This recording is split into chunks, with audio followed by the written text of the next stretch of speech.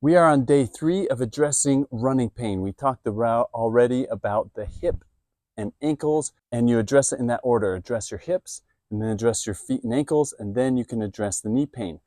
Now, if you start with the hips and it resolves your pain, great. Move on.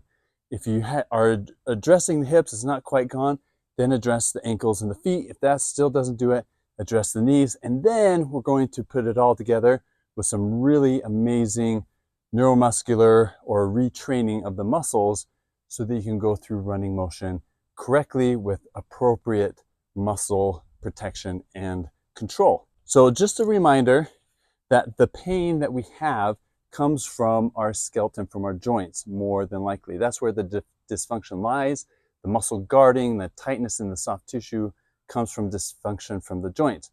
So we address the joints. You can also address the soft tissue. I'm not going to really do this in this series, but then you can retrain the muscles. That's how we go in order to get our bodies healthy and working the whole system instead of just a specific area.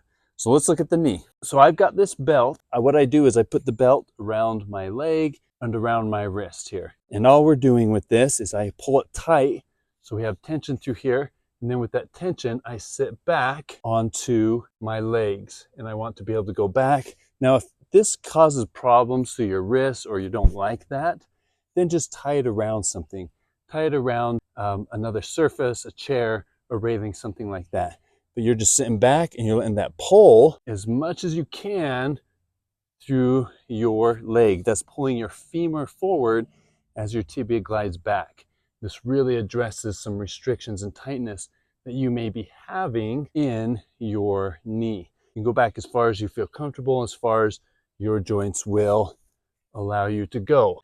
Let me show you another way. Kneel down on a chair, and then you can do both knees at the same time. So you're both up like this and you're going back. But I like to do one at a time because I have more control. If you can't get your butt down to your heel, essentially, get it all the way closed, then you probably have some restrictions. Now, it's possible that you don't have skinny legs like me, but you have a lot of muscle. And so that may restrict you, but you'll feel a difference. One will feel like, oh, I'm sitting down my muscle and my knee feels good. And the other one is I'll sit back and it's like, oh, that feels tight in my leg. So this is a good way to just gently work through that knee and use your muscles, come up and go down as far as you can. And over time, work that down into a lower position. If you have questions on this, feel free to ask. You can also reach out to me. I can set up a private session, either online or come to your house and visit with you one-on-one. We want to get you feeling better. Let me know how I can help.